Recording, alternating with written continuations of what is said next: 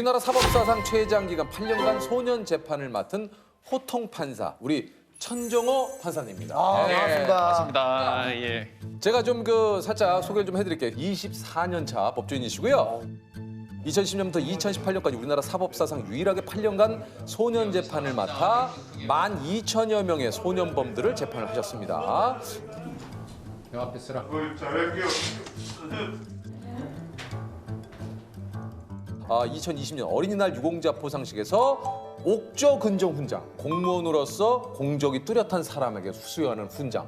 이거 굉장히 좀 명예로운 훈장이네요. 그렇습니다. 예.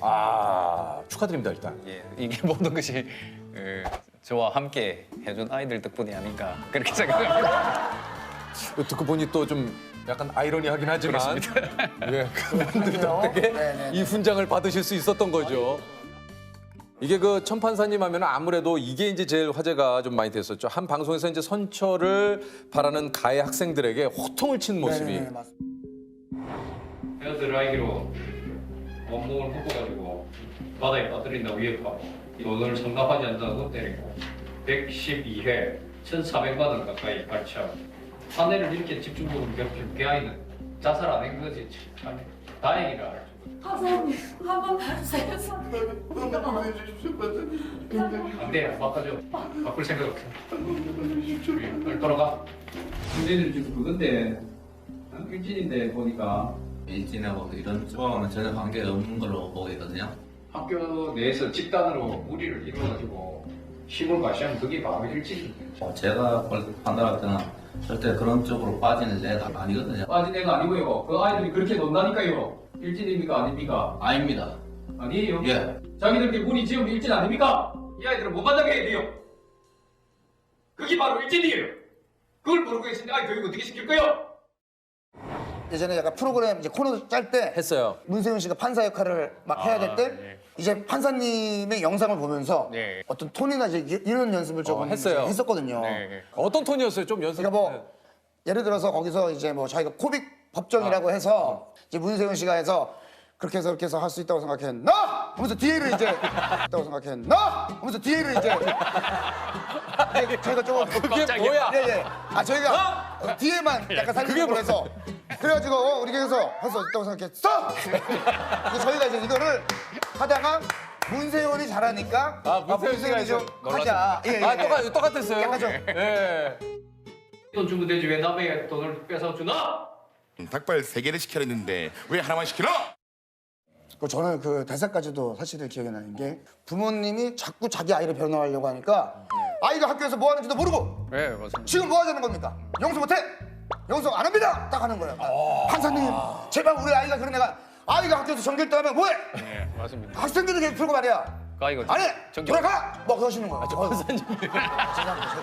너무 팬이라서 제가 팬이네 진짜. 팬이에요. 네. 대사 정확하지 않습니까? 맞습니다. 예. 왜냐면 그 여학생인데 학교에서는 공부를 굉장히 잘하는데 진짜 정확하네 대사가. 부모는 그걸 알지도 못하고 계속 아이만 변호해서 이 세상이 어떻게 돼 있습니까? 돌아가! 용서 안 해! 판사가 오죽했으면 호통을 치겠습니까? 채통도 없이. 소년 재판이 그 당시에 아이 한 명에 할애되는 시간이 평균 잡아보니까 3분밖에 안 돼요. 3분이요? 네. 그러면 그 그냥 짧은 시간에 다 판결을 내리죠. 예, 너무 이제 사건이 많아서 아이들이 3분의 그 재판을 받고 집으로 돌아가게 되면 이 법정에 대해서 경각심을 못 가질 수가 있을 것 같아서 일본 같은 경우에는 한 건에 1시간 하던데 우리는 그 3분을 가지고 어떻게 활용할까 하는 마음에 이제 아이들이 다시는 법정에 서지 말기를 바라는 마음에서 이제 호통을 친 거죠. 네. 처분은 이렇게 사실 이제 형법보다는 소년법이 기본적으로 가볍게 처벌할 수 있도록 그렇죠, 그렇게 돼 있지 그렇죠. 않습니까? 그 가벼운 처분을 하는데 이 경각심마저 못 가지고 간다면 맞아요. 다시 법정에 설 가능성이 높거든요. 맞습니다. 맞습니다. 제가 3년 동안 그 재법정에 5번 선 아이도 있거든요. 아우. 그러니까 이제 사회가 너희들에게 얼마나 이렇게 관용을 베풀고 있는지를 알기를 이건 좀 바라는 알길 마음에서 바라요. 이제 호통을 치고 다시 오면 그 엄한 처벌을 하겠다고 이제 경고를 내리는 거죠. 예. 이게 이 법정이 울음바다가 되는 경우도 굉장히 좀 네, 제 법정은 그 호통 치는 것도 있지만 일부러 울립니다. 왜요? 예, 대부분이 제 법정에서는 아이들은 그 결손 가정 아이들이 너무나 많습니다. 예를 들어서 슈퍼에서 담배를 훔쳤는데요. 부모님이 계시면 그 피해 변상하고 마무리가 될 마무리 일이죠. 되지 않습니까? 그러지 못한 아이들이 걱정이 있으니까 많은 아이들이 이제 결손 저소득층 가정 아이들이에요. 그 부모님들은 뭐 일자리 찾아서 전국 흩어져 있고 그러다가 이제 아이들이 재판을 받는다면 어떻게든 소식을 듣고 아이들의 선처를 바라는 마음에서 법정에 서게 됩니다. 진짜 몇 년 만에 처음 보는 어머니 아버지도 계시고요. 그 부모님들을 꾸려앉혀가지고 아이한테 미안하다 용서를 하고 그런 식으로 이제 화해를 시키고 이제 재미행을 어떻게든 막아보려고 하는 거죠. 혹시 그 이 소년 재판을 처음 맡게 된 계기가 좀 있을까요?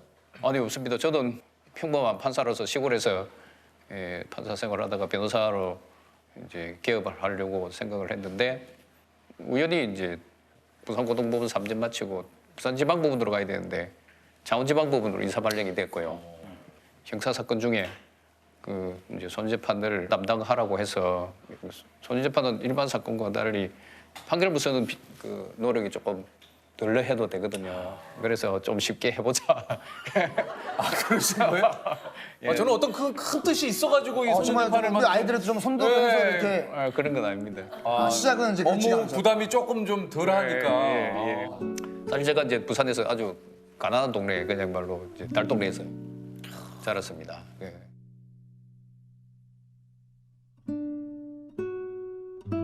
중학교 친구 한 명이 그 친구는 우연히 이제 잘못된 길을 가가지고 부산의 유명한 조폭에 가담했다가 지금 무기징역수로 목포 교도소에서 친구분이요. 25년째 지금 복역하고 있고 저도 판사 생활 24년째 하고 있고 그리고 제 주위에는 이제 그런 친구들이 참 많았습니다. 어렵고 이게 친한 친구였는데 한 분은 지금 복역을 네. 하고 계시고 네. 한 분은 지금 판사님이 되신 네. 겁니까? 그래서 이제 소년 재판을 담당하고 나서 보니까 이제 그런 친구들, 동생들, 형들이 생각나서 좀 더 열심히 해야 되겠다 해서 이제 2년간 열심히 했습니다. 그 친구가 뭐 가끔 이제 몇 개월마다 한 번씩 편지를 주고받기는 하는데 안타까운 게 그 아이 편지는 존댓말로 저한테 이리 오니까 너무 왔다.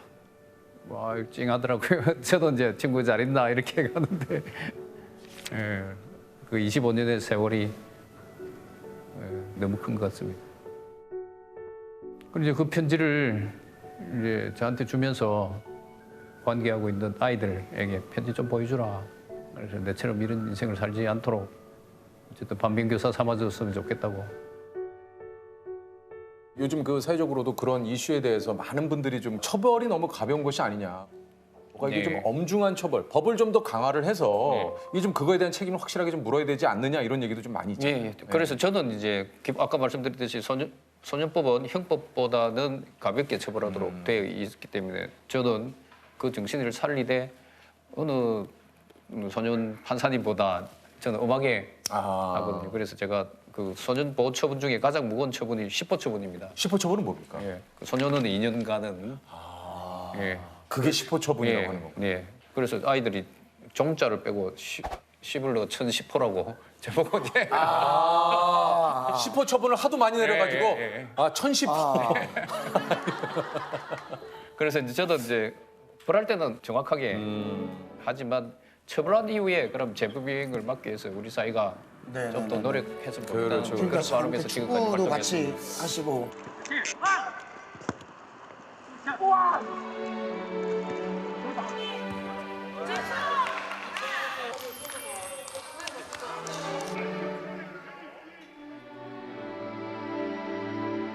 피해자 보호 같은 경우에도 저희들이 법적으로 할 수 있는 한계는 분명히 있는데 부산 여성 폭행 사건에서 그 피해자가 제가 아직도 교류를 하고 있거든요. 그렇습니까? 예.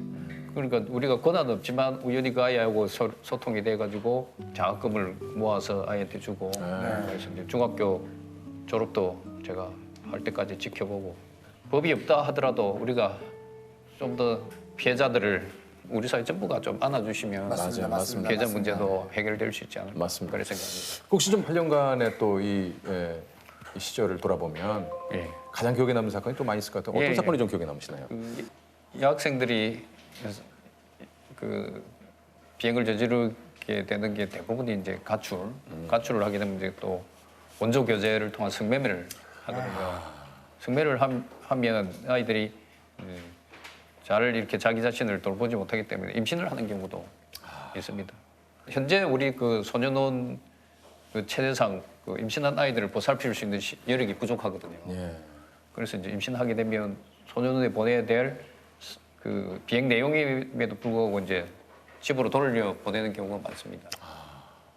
근데 이 아이가 이제 가출해서 남자친구들 2명 또 여자친구 1명은 총 4명이 이렇게 이제 짝을 지어서 가출해서 이제 많은 비행을 저질렀습니다. 그리고 제 법정에 서게 됐고요. 제 친구에 대해서는 소년 2년 처분을 내렸습니다. 10호 처분을 내렸고요. 10호총을 내리셨고. 예. 이 아이도 10호 처분을 받아야 되는데 판사님 제가 임신했으니까 예, 지금 이게 임신한 이유가 그 원조교제 나갔다가 강제로 성폭행 당하고 그래서 임신한 거니까 낙태 조건이 되니까 낙태해야 된다고 집으로 돌려보내달라는 겁니다. 그래서 제가 이제 이 사실을 알아봐야 될 거 아닙니까?